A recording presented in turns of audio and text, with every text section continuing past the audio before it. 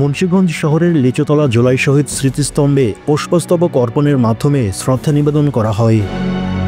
জুলাই গণ অভ্যুত্থান দিবস উপলক্ষে মঙ্গলবার ৫ আগস্ট সকাল ৯টায় সর্বস্তরের সাধারণ মানুষ অংশগ্রহণে এই শ্রদ্ধা অনুষ্ঠান অনুষ্ঠিত হয়। প্রথমে শ্রদ্ধা নিবেদন করেন শহীদ পরিবারের সদস্যরা।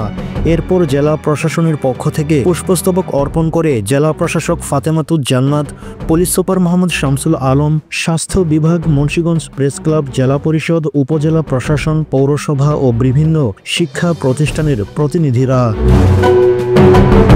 এ সময় শহীদদের আত্মার মাগফেরাত কামনা এবং আহতদের সুস্থতা কামনায় দোয়া করা হয়। অনুষ্ঠান শেষে সকাল ৯:৩০টায় জেলা শিল্পকলা একাডেমি মিলনায়তনে অনুষ্ঠিত হয় জুলাই শহীদ পরিবার ও জুলাই যোদ্ধাদের সম্মেলন। এতে বক্তব্য দেন শহীদ পরিবারের সদস্য ও জুলাই আন্দোলনে অংশ নেওয়া বিশিষ্ট ব্যক্তিরা। এছাড়াও দিবসটি উপলক্ষে জেলার বিভিন্ন রাজনৈতিক দল, সামাজিক ও সাংস্কৃতিক সংগঠন নানা কর্মসূচি পালন করে। আলোচনা সভা, দোয়া মাহফিল, র্যালি এবং শহীদদের স্মরণে সাংস্কৃতিক অনুষ্ঠানের আয়োজন করা হয় জেলার বিভিন্ন স্থানে।